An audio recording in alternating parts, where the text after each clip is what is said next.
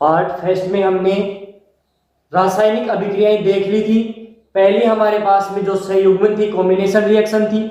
Second जो हमारे पास में थी वो अपघटनीय थी यानी डिसोसिएशन जो रिएक्शन थी। और थर्ड थी हमारे पास में डिस्प्लेसमेंट रिएक्शन यानी कि विस्थापन अभिक्रिया। और फोर्थ हमारे पास में थी डबल डिस्प्लेसमेंट रिएक्शन यानी कि द्विविस्थापन अभिक्रिया। ये हमने एग्जाम्पल सहित उदाहरण सहित हमने देख ली है। इसके बाद में हम एक दो अभिक्रियाओं के और भी प्रकार होते हैं, टाइप्स होते हैं, उनके बारे में बात करेंगे। जैसे हमारे पास में है स्लो और फास्ट अभिक्रिया भी होती है। कुछ अभिक्रियाएं ऐसी हैं जो जल्दी कुछ समय में ही पूरी हो जाती हैं और कुछ अभिक्रियाएं ऐसी हैं जिन्हें लंबा समय लग जाता है अभिक्रिया पूरी करने में, यानी कि लंबे समय के बाद में वो एक नया प्रोडक्ट बना पाती हैं। जैसे हम इनके एक उदाहरण देख लेते हैं। पहले हम देखते हैं कि फास्ट जो होती है, तीव्र जो हमारी अभिक्रिया होती है वो कौन सी होती है।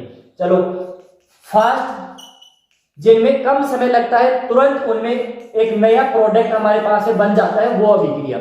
इसका हम उदाहरण देखते हैं कि सोडियम हाइड्रोक्साइड जो कि एक क्षार है यानी कि बेस होता है। ये NaOH जो है सोडियम हाइड्रोक्साइड, ये बेस होता है, क्षार होता है। इसकी अभिक्रिया में हाइड्रोक्लोरिक अम्ल के साथ में रिएक्शन करवा देता हूं, यानी कि हाइड्रोक्लोरिक एसिड और सोडियम हाइड्रोक्साइड बेस यानी कि क्षार और अम्ल दोनों इतनी जल्दी फास्ट अभिक्रिया करते हैं और प्रोडक्ट बना देते हैं NaCl प्लस H2O, यानी कि ये जो हाइड्रोजन है ये इन OH के साथ में जुड़ जाता है और H2O बना देता है। बाकी क्या बच गया हमारे पास में, Na और Cl, दोनों NaCl यानी सोडियम क्लोराइड बना लेंगे, यानी कि ये हमारा एक जो साधारण नमक होता है खाने योग्य, वो सोल्ट बना लेते हैं। तो ये अभिक्रिया बहुत ही फास्ट होती है। इस अभिक्रिया के दौरान जो समय लगता है वो बहुत ही कम लगता है। इसके बाद में हमारे पास में आती है दूसरी अभिक्रिया जो स्लो होती है, यानी कुछ अभिक्रिया ऐसी भी है जो धीमी होती है या मंद, हिंदी में बोला जाए तो मंद होती है, यानी कि उनके उस अभिक्रिया में समय काफी ज्यादा लग जाता है। इसका एक उदाहरण देखें हम दैनिक जीवन से जो जुड़ा हुआ है कि लोहे पे जंग लगना, यानी कि लोहे पे जो जंग लगती है वो एक लंबे समय से लगती है। अब जो लोहा है उस पे जंग क्यों लगती है मैं ये आपको बता दूं। जो रस्टिंग ऑन आयरन है वो कैसे होता है, यानी कि हमारा लोहा है वो अगर काफी लंबे समय तक एक आर्द्रता वाले एक क्षेत्र में पड़ा रहेगा, वातावरण में पड़ा रहेगा, तो उस लोहे पे जंग लगना प्रारंभ हो जाती है काफी समय बाद। यानी कि जो आर्द्रता जो होती है, ह्यूमिडिटी होती है, वो क्या होती है, यानी कि हमारी हवा जिसमें ऑक्सीजन है और उसमें कुछ छोटे छोटे मॉलिक्यूल्स H2O यानी अणु जो है पानी के जल के अणु भी उपस्थित होते हैं। अब इस अभिक्रिया को हम देखते हैं। जैसे ये हमारे पास में Fe फेरस हो गया जो लोहा होता है। अब ये नमी युक्त जो वायु होती है यानी कि ह्यूमिडिटी जो एयर होती है वो ऑक्सीजन और H2O के साथ में होती है। 6H2O और हमारी ये ऑक्सीजन गैस और ये फेरस हो गया। अब ये रिएक्शन करके काफी लंबे समय में क्रिया करने के बाद में बना देते हैं Fe2O3 बना देते हैं, जो एक लोहे पे जंग लगा हुआ भूरे रंग की जो परत होती है, ब्राउन कलर की जो लेयर होती है, उससे उस तरह का होता है, यानी लोहे पे जंग लगी हुई होती है। Fe2O3 हो गया। इसके अलावा हमारे पास में बन जाता है इसमें 6H2O भी होते हैं, यानी कि पानी के जो जल के जो अणु है वो 6H2O अलग रह जाते हैं। अब आप देखिए कि यहाँ 6H2O है, ये 6H2O ऐसे कैसे यहाँ पर डॉट यानी कि इसके साथ में जुड़े हुए हैं। देखो ये प्लस है यानी कि ये अलग अलग है, और ये जो डॉट लगाया हुआ है यानी कि ये पूरा मिक्सअप में है, ये जो है पूरा मिक्स में है। अब हम बैलेंस करते हैं। मैंने इससे पहले वाले वीडियो में आपको रिएक्शन को बैलेंस करना बताया था, और उस बैलेंस संतुलित करने की विधि को मैंने नाम बताया था आपको, हिट एंड ट्रायल मेथड कहा जाता है। चलो अब हम बैलेंस कर लेते हैं। यहाँ पे हमारे पास में ऑक्सीजन है 3, यहाँ पे हमारे पास में 3 ऑक्सीजन है, और यहाँ पे हमारे पास में ऑक्सीजन 2 है। अगर मैं यहाँ पे 3 करता हूं तो मेरे पास में हो गए 6 ऑक्सीजन हो गए, 6 ऑक्सीजन हो गए, और यहाँ ऑक्सीजन 3 है, तो मैंने इसको कर दिया 2 से मल्टीप्लाई, यानी 2 से गुणा कर दिया तो 3 दूनी 6 हमारे पास में ऑक्सीजन हो गए। लेकिन ऑक्सीजन के साथ साथ में यहाँ पे फेरस जो है Fe है वो भी डबल हो चुका है, 2 से 2 मल्टीप्लाई हो गए 4 हो गए, और 4 यहाँ पे Fe हो गए। लेकिन यहाँ Fe हमारे पास में 1 है, तो हम क्या करेंगे, अब इसको भी हमें मल्टीप्लाई करना पड़ेगा कि हम कितने से मल्टीप्लाई करें कि हमारे पास में 4 फेरस आ जाए। तो मैंने यहाँ मल्टीप्लाई कर दिया 4 से। तो अब ये जो हमारी अभिक्रिया होती है, जो रिएक्शन होती है, वो बैलेंस हो जाती है। ये जो रिएक्शन जैसे 4Fe + 3O2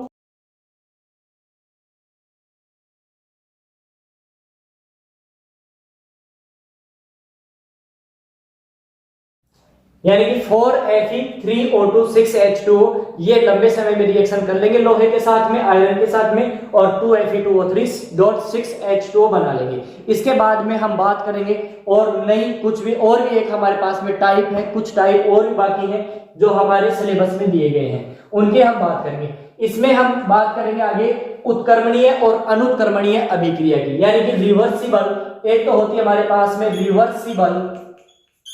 रिवर्सिबल रिएक्शन होती है, और दूसरी होती है इररिवर्सिबल रिएक्शन होती है। इररिवर्सिबल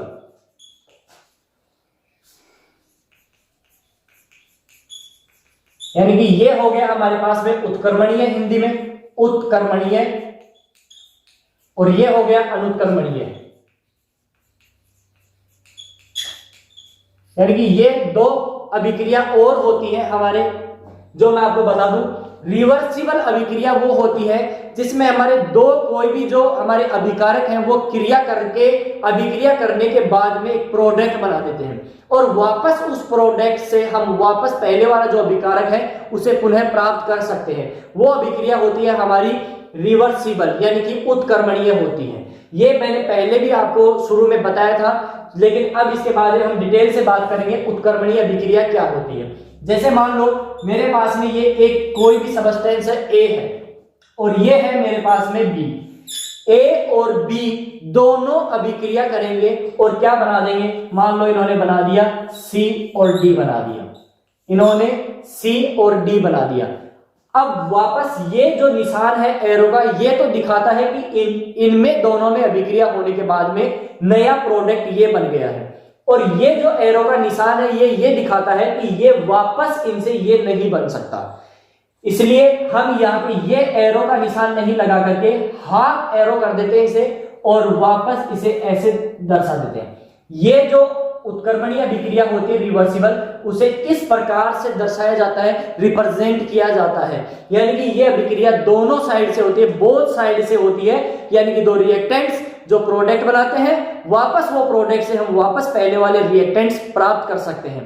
तो ये जो अभिक्रिया होती है ये हमारी होती है उत्क्रमणीय अभिक्रिया होती है। अब हम बात करेंगे अनुत्क्रमणीय अभिक्रिया की।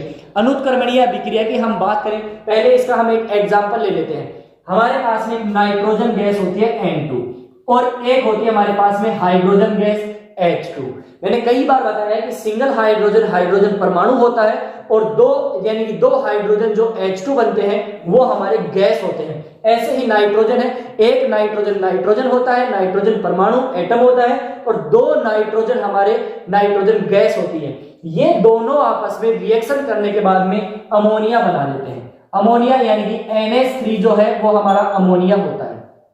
यानी कि ये NH3 अमोनिया बना दिया नाइट्रोजन और हाइड्रोजन गैस दोनों ने मिलकर के। अब एक चीज देखेंगे हम कि क्या ये रिएक्शन अभी बैलेंस है या नहीं है। चलो हम देखते हैं। हाइड्रोजन यहाँ 2 है लेकिन हाइड्रोजन यहाँ 3 है, यहाँ नाइट्रोजन 2 है लेकिन यहाँ नाइट्रोजन 1 है। पहले हम नाइट्रोजन की बात करेंगे। नाइट्रोजन 2 है तो यहाँ पे मैं 2 से मल्टीप्लाई कर दूं तो 2 तो नाइट्रोजन हो गए, 2 से गुणा करने पे नाइट्रोजन तो 2 हो गए, लेकिन साथ के साथ में हाइड्रोजन हो गए 6 हो गए। क्यों? क्योंकि 3 × 2 यानी 6 हाइड्रोजन हमारे पास में हो गए। लेकिन यहाँ पे हमारे पास में हाइड्रोजन सिर्फ 2 है। अब इन्हें 6 करने के लिए मैं क्या करूंगा, इनको गुणा करूंगा। तो कौन सी संख्या से गुणा किया जाए कि ये 6 हाइड्रोजन हो जाए और दोनों तरफ यानी कि लेफ्ट हैंड साइड और राइट हैंड साइड बैलेंस हो जाए, यानी कि बराबर हो जाए। और यही हमारा द्रव्यमान संरक्षण का यानी मास कंजर्वेशन ऑफ लॉ कहता है कि दोनों तरफ परमाणुओं की संख्या बराबर होनी चाहिए। और मैंने इसका पहले वीडियो में एग्जांपल दिया भी था कि हम जितना गेहूं लेकर के जाते हैं चक्की के ऊपर, उतना ही वेट का हम आटा लेकर के आते हैं। यानी कि किसी प्रकार का द्रव्यमान यानी कि जो वजन में है वो कमी या बढ़ोतरी नहीं होती है। तो मैं यहाँ पे हाइड्रोजन को 3 से गुणा कर दूंगा तो ये हो गए हमारे 6 हाइड्रोजन। तो ये अभिक्रिया हमारी हो गई उत्क्रमणीय अभिक्रिया, यानी कि रिवर्सिबल होती है। वापस अमोनिया से मैं क्या कर सकता हूं, नाइट्रोजन गैस और हाइड्रोजन गैस बना सकता हूं। तो इसके नीचे मैं लिख देता हूं, ये है हमारा अमोनिया, ये है हमारा अमोनिया, हिंदी में लिख देते हैं अमोनिया। हिंदी और इंग्लिश में ज्यादा कुछ डिफरेंस नहीं है, ये नाइट्रोजन गैस है और ये हमारी हाइड्रोजन गैस है। इसके बाद में करते हैं हम अनुत्क्रमणीय अभिक्रिया, जो एक बार नया प्रोडक्ट बनाने के बाद में वापस पहले वाला प्रोडक्ट नहीं बनाती है। इसका भी एग्जाम्पल हमने पहले देखा है, लेकिन मैं फिर से आपको डिटेल में बता देता हूं कि इसके नीचे लिख देता हूं मैं अनुत्क्रमणीय अभिक्रिया का। जैसे हमारे पास शुरू में हमने देखा था कि कार्बन है, कार्बन को हम क्या करेंगे, ऑक्सीजन के साथ में जलाएंगे, यानी कि ऑक्सीजन गैस के साथ में जलाएंगे, यानी ऑक्सीजन गैस का फॉर्मूला होता है O2। अब मैंने कार्बन को ऑक्सीजन के साथ में बर्न किया है, जलाया है, तो मेरे पास में एक नया प्रोडक्ट बनेगा। दूसरी बात, यह अनुत्क्रमणीय है यानी वापस नहीं आने वाली अभिक्रिया है, तो सीधा सा है कि मैं सीधा एरो का जो निशान है, जो साइन है, वो मैं यहां रिप्रेजेंट करूंगा, दर्शा दूंगा। अब कार्बन और ऑक्सीजन दोनों जलने के बाद में कार्बन डाइऑक्साइड का निर्माण कर देते हैं, ये हमारी है CO2 यानी कि कार्बन डाइऑक्साइड। मैं यहां पे लिख देता हूं कार्बन डाइऑक्साइड, ये कार्बन डाइऑक्साइड, लेकिन मैंने एरो का निशान लगाया है और हम पढ़ रहे हैं अनुत्क्रमणीय यानी इरिवर्सिबल, यानी इसका मीन्स क्या हुआ कि हम कार्बन डाइऑक्साइड से वापस कार्बन और ऑक्सीजन को प्राप्त नहीं कर सकते हैं। यानी कि कार्बन डाइऑक्साइड जो हमारे पास नया प्रोडक्ट बना है, वो वापस हमारे पास में कभी भी कार्बन और ऑक्सीजन को अलग अलग नहीं कर पाएगा। इसका दूसरा एग्जांपल और हम लेते हैं CH4, मैथेन भी हमारे पास में गैस होती है, मैथेन गैस होती है। मैथेन को भी मैंने क्या कर दिया, ऑक्सीजन के साथ में जला दिया। मैंने मैथेन को O2 यानी कि ऑक्सीजन गैस के साथ, ऑक्सीजन के साथ में जला दिया, तो मेरे पास बन जाता है कार्बन डाइऑक्साइड। क्या बन गया, कार्बन डाइऑक्साइड और H2O बन जाता है। तो ये मेरे पास बन गया H2O, कार्बन डाइऑक्साइड और H2O। अब देखिए यहाँ पे हाइड्रोजन 4 है या हाइड्रोजन 2 है, तो मैं 2 को 2 से गुणा कर दूंगा तो मेरे पास में 4 हाइड्रोजन हो जाएंगे, यानी कि हमारे पास में 4 हाइड्रोजन हो गए। 4 हाइड्रोजन यानी CH4 मैथेन को ऑक्सीजन के साथ में जलाया तो कार्बन डाइऑक्साइड और H2O यानी कि जल के अणु मिल गए। यहाँ हाइड्रोजन 2 है लेकिन यहाँ हाइड्रोजन 4 है। अब मैं इस हाइड्रोजन को 2 से गुणा कर दूंगा तो मेरे पास में 4 हाइड्रोजन हो गए। 4 हाइड्रोजन हो गए। ऑक्सीजन कितने थे, यहाँ पे ऑक्सीजन 2 थे और यहाँ ऑक्सीजन कितने हैं, 2 है और 2 यहाँ है, 4 है। यानी कि यहाँ पे हमें कितने से गुणा करना पड़ेगा कि 4 हो जाए, तो मैं यहाँ से भी 2 से गुणा कर दूंगा तो 4 ऑक्सीजन यहाँ हो गए और 2 ऑक्सीजन और 2 ऑक्सीजन 4 ये हो गए। यानी कि दोनों तरफ हमारे जो ऑक्सीजन है वो बैलेंस हो चुके हैं। कार्बन 1 है, कार्बन 1 है, हाइड्रोजन 4, तो हाइड्रोजन यहाँ पे भी 4 हाइड्रोजन है और ये हमारी जो रिएक्शन है ये बैलेंस हो गई है और ये अभिक्रिया जो होती है हमारी अनुत्क्रमणीय अभिक्रिया होती है और ये जो एरो का निशान है ये अनुत्क्रमणीय को दर्शाता है।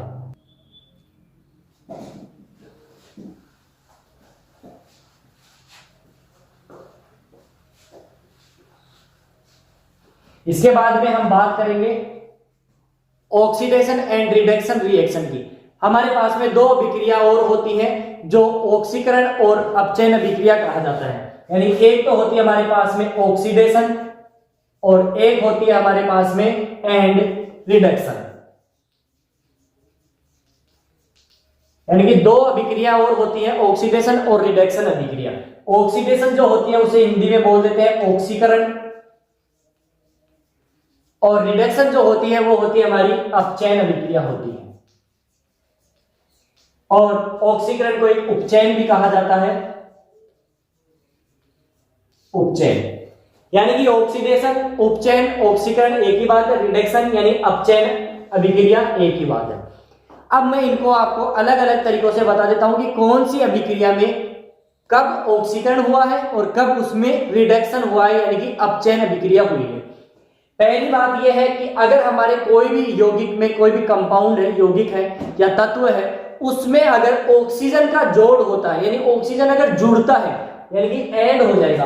अगर ऑक्सीजन की बात करें हम तो ऑक्सीजन अगर उसमें ऐड होता है, ऑक्सीजन अगर जुड़ जाता है यानी ऐड हो जाएगा, जुड़ता है, तो उसमें हो जाएगा हमारे पास में ऑक्सीकरण। और अगर ऑक्सीजन निकल जाता है, बाहर निकलता है, यानी कि ऑक्सीजन अगर बाहर निकलता है यानी कि एग्जिट हो जाता है, रिमूव हो जाता है, तो वो हो जाता है हमारा अपचयन, वो हो जाएगा हमारा अपचयन हो जाता है। और अगर उसमें ऐड होता है, जुड़ता है, तो वो हो जाता है हमारा ऑक्सीकरण। उसके बाद में दूसरी बात करते हैं हम हाइड्रोजन के साथ में। हाइड्रोजन क्या कहता है कि अगर हाइड्रोजन जो है, हाइड्रोजन अगर जुड़ जाएगा, हाइड्रोजन अगर जुड़ जाता है तो होता है हमारे पास में अपचयन रिडक्शन होता है। अगर हाइड्रोजन अगर ऐड हो गया यानी सम हो जाता है, जुड़ जाता है, तो हमारे पास में हो जाता है रिडक्शन यानी कि अपचयन। और अगर हाइड्रोजन बाहर निकल जाता है, तो हाइड्रोजन अगर बाहर निकलेगा यानी कि एग्जिट होगा या रिमूव होगा, तो हमारे पास में हो जाएगा ऑक्सीडेशन, यानी कि हमारे पास में हो जाएगा ऑक्सीकरण हो जाएगा उसका।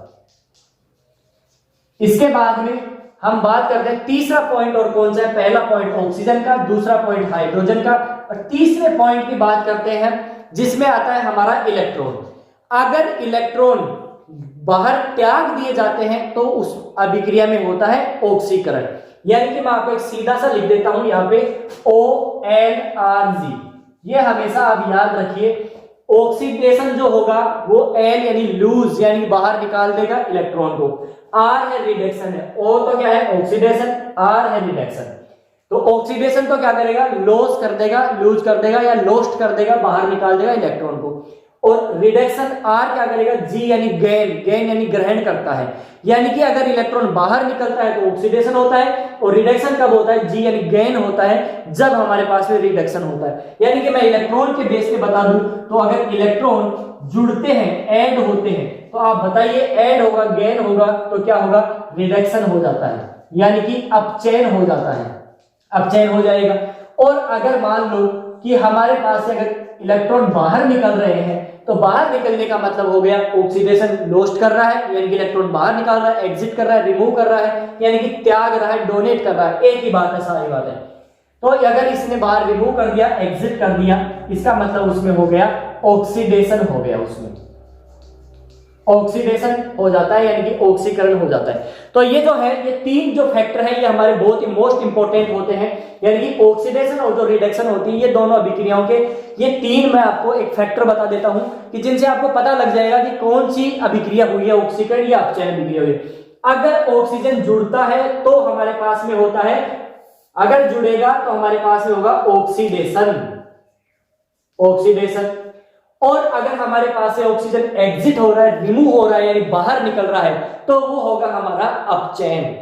दूसरी बात करें हम हाइड्रोजन की, अगर हाइड्रोजन जुड़ जाता है तो इसका मतलब उल्टा हो जाता है, हाइड्रोजन जुड़ेगा तो अपचयन होगा, ऑक्सीजन जुड़ेगा तो ऑक्सीडेशन होगा। तो हाइड्रोजन ऐड हो रहा है, इसका मतलब क्या हो गया कि रिडक्शन हो गया, अपचयन हो गया। लेकिन हाइड्रोजन अगर बाहर निकल रहा है तो हमारे पास सीधा है, दोनों अभिक्रियाएं आपस में उल्टी होती है, यानी कि रिवर्स होती है, यानी कि एक में जुड़ रहा है तो दूसरे में बाहर निकल रहा है, दोनों चीजें आपस में अपोजिट चलती हैं। तो हाइड्रोजन जुड़ रहा है तो रिडक्शन, और अगर हाइड्रोजन बाहर निकल रहा है तो ऑक्सीडेशन हो गया, यानी अब ऑक्सीकरण हो गया। तीसरी बात करते हैं हम इलेक्ट्रॉन्स की, यानी कि इलेक्ट्रॉन्स के आधार पे हम कैसे बता सकते हैं कि ऑक्सीडेशन यानी ऑक्सीकरण हुआ है या फिर रिडक्शन यानी अपचयन हुआ है। तो ये भी मैं आपको बता दूं कि याद रहे आपके, तो OLRG आप याद कर सकते हैं अगर इंग्लिश मीडियम की कोई है तो। ऑक्सीडेशन हो गया, L यानी लोस्ट या लॉस यानी बाहर इलेक्ट्रॉन निकाल दिया, यानी जो इलेक्ट्रॉन बाहर निकलता है वो तो ऑक्सीडेशन होता है, जो G यानी गेन करता है, ग्रहण करता है, वो हमारा रिडक्शन होता है। तो सीधी बात है, इलेक्ट्रॉन अगर ऐड कर रहे हैं, जुड़ रहे हैं, तो इलेक्ट्रॉन क्या हो गए? जुड़ने पर क्या हो गया? रिडक्शन, यानी यहां मैंने लिखा है रिडक्शन, अपचयन। अगर इलेक्ट्रॉन एग्जिट हो रहे हैं यानी कि रिमूव हो रहे हैं, बाहर निकाले जा रहे हैं, तो वो हमारा हो गया ऑक्सीडेशन, यानी कि ऑक्सीकरण अभिक्रिया होगी। तो ये तीन जो है, तीन फैक्टर ऐसे हैं जिनसे आप पता लगा सकते हो कि कौन सी अभिक्रिया में यानी कि ऑक्सीकरण हुआ है या फिर उसमें अपचयन हुआ है। ये तीनों इन फैक्टर से आपको पता लग सकता है। इसके बाद में हम अब इनके एक एक एग्जाम्पल ले लेते हैं जिससे आपको पता लग जाए कि कैसे जुड़ते हैं और कैसे बाहर निकलते हैं, कौन सी अभिक्रिया में ऑक्सीडेशन हुआ है, कौन सी में रिडक्शन हुआ है, यानी ऑक्सीकरण और अपचयन आपको पता लग जाए। पहली बात हमने की थी, फैक्टर एक बार हमने बात की थी, उसमें था कि ऑक्सीजन जुड़ेगा, दैट मींस ऑक्सीडेशन होगा। अगर ऑक्सीजन रिमूव होगा, एग्जिट होता है, दैट मींस रिडक्शन हो गया वहां पे। तो पहले अगर हम बात करें कि ये हमारे पास में मैग्नीशियम है, ये एग्जांपल भी हमने पहले कई बार देखा है। लेकिन अभी हम यहाँ पे देखेंगे एक बार, ये मैग्नीशियम है, मैग्नीशियम के कुछ हमारे पास है, मेरे पास है पार्टिकल्स है, अगर उन्हें मैं ऑक्सीजन के साथ में जलाता हूं तो मेरे पास है मैग्नीशियम ऑक्साइड बन जाता है, ये बन गया मैग्नीशियम ऑक्साइड। अब मुझे बताइए या फिर आपको ध्यान देना है कि ऑक्सीजन मैग्नीशियम के साथ में जुड़ गया है, दैट मीन्स ऑक्सीडेशन हो गया है, ऑक्सीकरण हुआ है। अब हम यहाँ पे अभिक्रिया को बैलेंस भी कर सकते हैं, बार बार मैं बैलेंस करना नहीं भी बताऊं तो आप खुद देख सकते हैं कि हमने काफी रिएक्शन ऐसी हैं जो देख ली है कि जो अभिक्रिया हमने बैलेंस की है। यहाँ ऑक्सीजन 2 है, यहाँ ऑक्सीजन 1 है, मैंने ये 2 कर दिया, ऑक्सीजन 2 हो गए, मैग्नीशियम 2 हो गए, तो यहाँ मैंने 2 कर दिया, मैग्नीशियम भी 2 हो गए, यहां तक, यानी कि ये ऑक्सीडेशन रिएक्शन हमारी हो गई है। अब रिडक्शन की बात करेंगे जिससे हमारे पास है ऑक्सीजन बाहर निकल रहा है, मैंने ले लिया 2MgO, इसको वापस अगर देखें तो MgO है, इसमें मेरे पास में क्या हो गया, मैग्नीशियम जो है दोनों अलग हो गए और O2 बाहर निकल गया, यानी कि इसमें क्या हुआ है, इस MgO में क्या हुआ है, रिडक्शन हुआ है, यानी इनमें तो हुआ है रिडक्शन यानी कि अपचयन हुआ है, और इस रिएक्शन में हुआ है ऑक्सीडेशन, यानी कि ऊपर वाले में तो क्या है, ऑक्सीजन जुड़ा है और इससे बाहर क्या है, बाहर ऑक्सीजन निकला है, यानी कि ऑक्सीजन अलग हुआ है, तो ये हमारी रिडक्शन अभिक्रिया होगी। इसके बाद में हम ऐसे ही हाइड्रोजन जुड़ने की बात करते हैं, यानी हाइड्रोजन अगर जुड़ेगा, मैंने सेकंड फैक्टर आपको बताया था और मैं आपको बोल रहा हूं कि जो मैं पढ़ा रहा हूं उसको साथ साथ में लिखते भी चलें, बिना लिखने से ऐसे बैठ के लेटे लेटे वीडियो देखने से कुछ नहीं होगा। जब तक आप खुद पेन कॉपी हाथ में नहीं लोगे, जैसे मैंने यहाँ चौक ले रखा है, डस्टर ले रखा है ना, वैसे आपको जब तक आप पेन कॉपी हाथ में नहीं लोगे तो आप इन चीजों को बाद में भूल जाओगे। कुछ समय के लिए हम मान सकते हैं कि आपको याद रह जाए, लेकिन लॉन्ग टाइम के लिए आप याद नहीं रख पाएंगे। इसलिए पेन कॉपी और साथ के साथ में नोट्स यानी कि आप बनाते चलें ताकि आपको आगे इसका फायदा मिले। और ये जो वीडियो है, जो टाइम है, बाद में आप चाहे वीडियो दोबारा नहीं देखें, लेकिन आप एक बार नोट्स को देखेंगे तो आपका रिवाइज हो जाएगा। अब हम बात करते हैं हाइड्रोजन की, यानी अगर हाइड्रोजन जुड़ता है तो उल्टा होता है, मैंने क्या बताया था कि रिडक्शन होगा यानी अपचयन होगा, हाइड्रोजन बाहर निकलेगा, ऑक्सीकरण होगा यानी ऑक्सीडेशन होगा।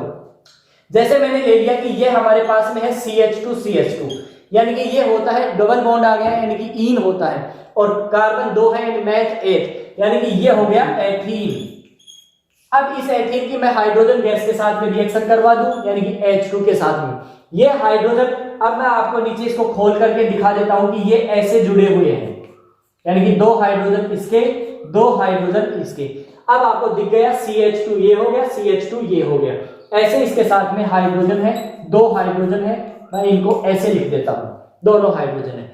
इनकी रिएक्शन होने के बाद में हमारे पास ये बन जाता है एथेन यानी कि CH3 ये बन जाता है। आपको बता दूं कि ये अभिक्रिया होती है, ये निकल की उपस्थिति में होती है। मैंने आपको पहले बताया है कि निकल, और मैंने आपको जो रिएक्शन लिखने यानी कि अभिक्रिया जो समीकरण होता है लिखने की जो आपको स्टेप्स बताई थी, उसमें मैंने बताया था कि यहाँ पे हमारे उत्प्रेरक यानी कैटालिस्ट लिखे जाते हैं। चलो अब हम बात करते हैं कि निकल की उपस्थिति में, मैं आपको एक सेंटेंस में बता दूं कि ethene react with hydrogen gas in presence of nickel then formed ethane, यानी कि लास्ट में हमारे पास क्या बन जाता है, एथेन बन जाता है। हिंदी में बोले तो हमारे जो एथीन है वो हाइड्रोजन के साथ में निकल जो हमारा उत्प्रेरक है उसकी उपस्थिति में क्रिया करके और एथेन बना देता है।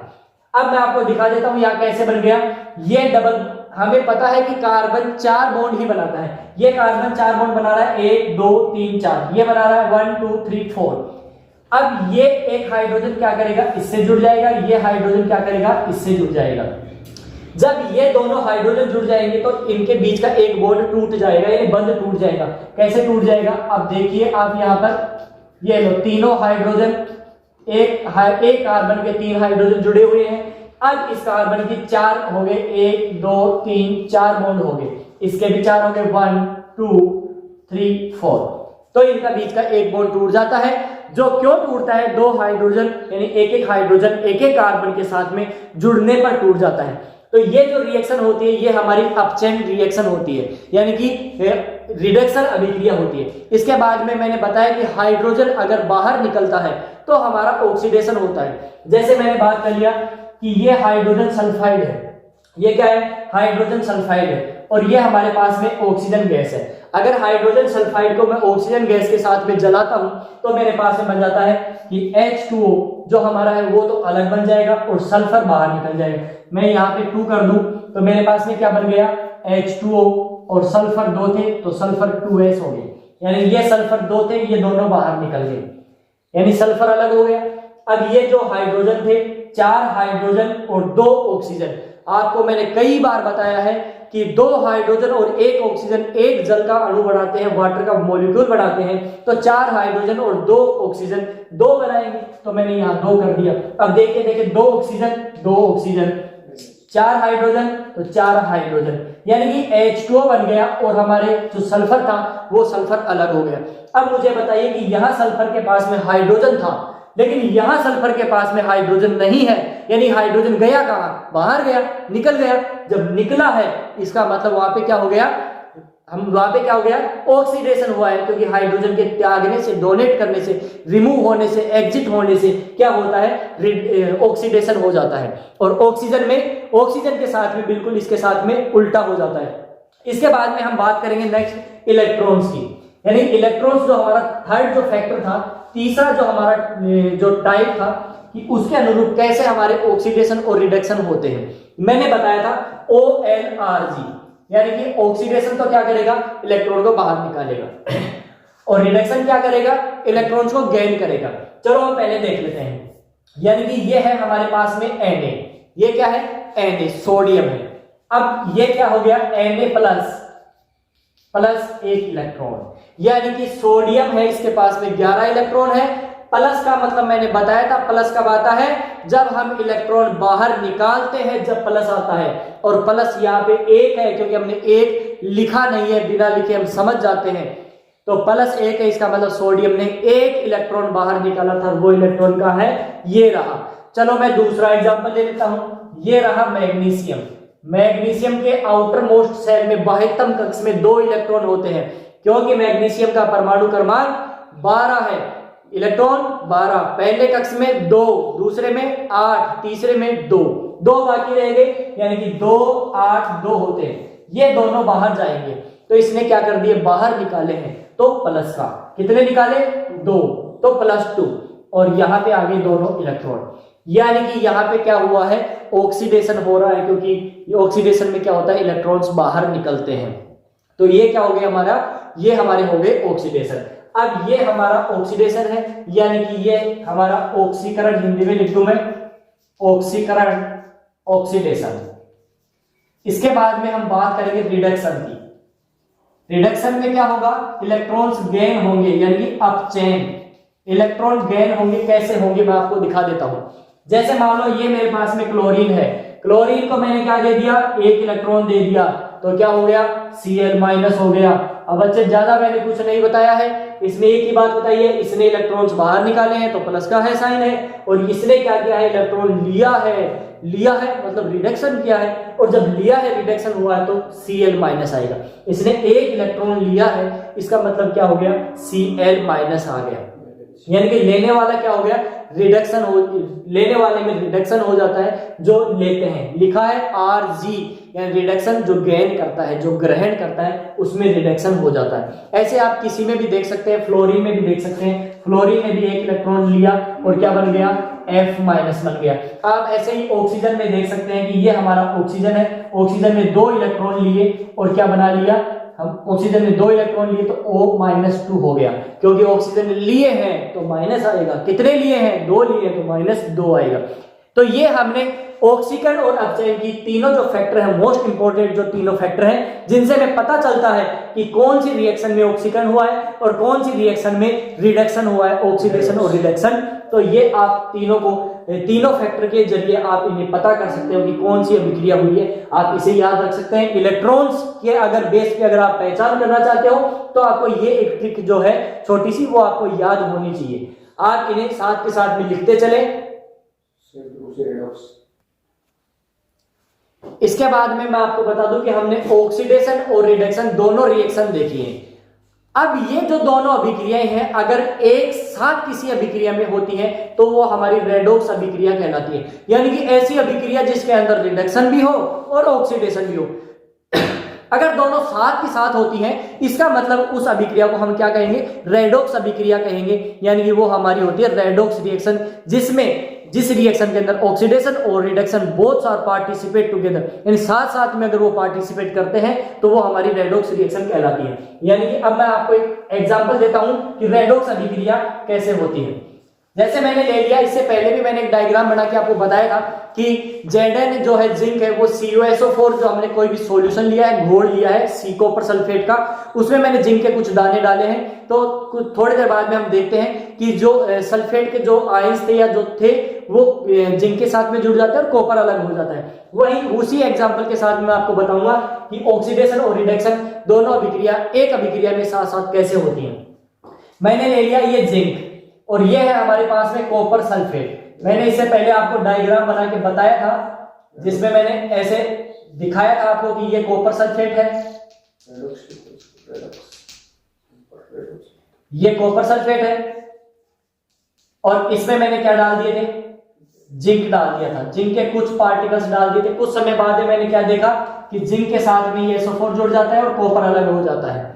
ऐसे ही अब ये जो रिएक्शन हम देखेंगे, मैं लिख देता हूं हिंदी में और इंग्लिश में, दोनों में एक ही बात है, रेडॉक्स रेडॉक्स ही लिखा जाता है, इसमें अलग कुछ नहीं है, रेडॉक्स, बस ये ऐसे ही लिखा जाता है, रेडॉक्स अभिक्रिया। तो ये रेडॉक्स रिएक्शन कैसे होती है, Zn plus copper sulphate zinc. अब मेरे पास में क्या बन गया, मैंने डायग्राम के थ्रू आपको बताया कि Zn SO4 बन गया और कॉपर अलग हो गया। ठीक है, अब हम देखते हैं कौन से में रिडक्शन हुआ है, कौन से में ऑक्सीडेशन हुआ है।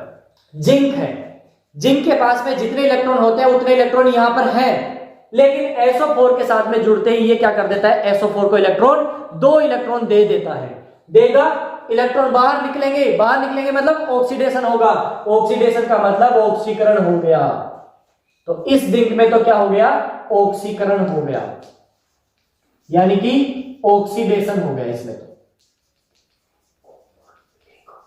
दूसरा हमारे पास में है कॉपर। यहां पे कॉपर क्या कर रहा था, इसको दे रहा था, कॉपर सल्फेट को 2 इलेक्ट्रॉन दे रहा था, लेकिन अब क्या हुआ, कॉपर ने अपने 2 इलेक्ट्रॉन ले लिए और अपना अलग ही हो गया।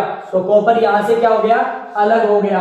कॉपर जब अलग हो गया, इसने इलेक्ट्रॉन क्या कर लिया, अपने 2 इलेक्ट्रॉन ले लिए हैं। हम बात करेंगे यहां पे जुड़े हुए यौगिक की। ये बात ध्यान रहे कि कॉपर अगर अकेला होता तो इससे, अगर ये कॉपर है, दोनों में कोई अंतर नहीं है, लेकिन यहां कॉपर सल्फेट के साथ जुड़ा है और सल्फेट जब भी जुड़ता है जब इसको 2 इलेक्ट्रॉन मिलते हैं। तो यहां इसका मतलब यह हुआ कि सल्फेट 2 इलेक्ट्रॉन लेकर के जुड़ा हुआ था कॉपर से। अब कॉपर अलग होगा तो इसने अपने 2 इलेक्ट्रॉन लेकर के ये अलग हो गया। तो इसने क्या किया, कॉपर ने क्या किया है, इलेक्ट्रॉन्स लिए हैं, इसका मतलब इसने क्या कर दिया, इसका रिडक्शन हो गया। यहां पर हो जाता है हमारा रिडक्शन, यानी कि अपचयन हो जाता है। और ये जो ऊपर वाला था, इसमें जिंक के पास पहले जो इलेक्ट्रॉन थे वो वैसे के वैसे थे, लेकिन उसके बाद में SO4 जुड़ते ही इसने 2 इलेक्ट्रॉन दे दिए। मैंने बताया था OLRG बच्चे, ऑक्सीडेशन कब हुआ, जब L यानी कि इलेक्ट्रॉन्स लॉस हो गए, बाहर निकल गए। RG मैंने क्या बताया, रिडक्शन कब हुआ, जब इलेक्ट्रॉन गेन हुए यानी जुड़ गए, यानी कि कॉपर ने क्या कर दिए, इलेक्ट्रॉन्स को ले लिया, यानी कि ये जुड़ गए हैं। तो ये अभिक्रिया ही हमारी क्या होती है, रेडॉक्स अभिक्रिया कहलाती है। इसके बाद में अब हमारे यहाँ पे रासायनिक अभिक्रियाएं सारी हो चुकी हैं, जिसमें मैं आपको पहले फिर से वापस रिवाइज कर देता हूं कि पहले हमने रासायनिक अभिक्रिया, जो रासायनिक समीकरण लिखने के तरीके देखे, कैसे रासायनिक बदलाव होते हैं, कैसे भौतिक बदलाव होते हैं, और जब रासायनिक बदलाव होते हैं वही हमारी रासायनिक अभिक्रिया होती है। रासायनिक अभिक्रिया को हम कैसे लिखते हैं समीकरण में, वो मैंने आपको बताया, कहाँ क्या लिखा जाता है। अवस्था यानी जो स्टेट होती है मैटर की, पदार्थ की, वो हम कहाँ लिखते हैं, उत्प्रेरक हम कहाँ लिखते हैं, कहाँ अगर उसमें टेम्परेचर, तापमान, ऊष्मा या सनलाइट, सूर्य का प्रकाश दिया जा रहा है वो कहाँ लिखा जाता है, किस साइड में अभिकारक लिखे जाते हैं, किस साइड में उत्पाद प्रोडक्ट बनता है, रिएक्टेंट्स किधर होते हैं, ये सारी चीजें मैंने बताई है। उसके बाद में मैंने रिएक्शन को बैलेंस करना बताया, यानी संतुलित कैसे किया जाता है। उसके बाद में मैंने अभिक्रियाओं के प्रकार पढ़े हैं, जो मैंने पहले जो वीडियो में थे उसमें हम 4 अभिक्रिया पढ़ चुके थे। आज के हम वीडियो में हमने पढ़ लिया है कि हमने जो स्लो और फास्ट होती है, यानी मंद और जो तीव्र यानी कि जो रिएक्शन होती है वो हमने पढ़ ली है। उसके बाद में हमने अनुत्क्रमणीय और उत्क्रमणीय यानी कि इरिवर्सिबल और रिवर्सल अभिक्रिया दोनों पढ़ ली है। उसके बाद में हमने पढ़ लिया है अपचयन और उपचयन अभिक्रिया, यानी कि ऑक्सीडेशन एंड रिडक्शन, ऑक्सीकरण और अपचयन अभिक्रिया। और इन दोनों अभिक्रियाओं को अगर एक साथ एक अभिक्रिया में ये दोनों होती हैं तो ये रेडॉक्स अभिक्रिया कहलाती है। यहाँ अब हमारी सारी जो अभिक्रियाएं हैं वो हम पढ़ चुके हैं। इसके बाद में हम जो थर्ड पार्ट है उसमें इस चैप्टर को पूरा कंप्लीट कर देंगे।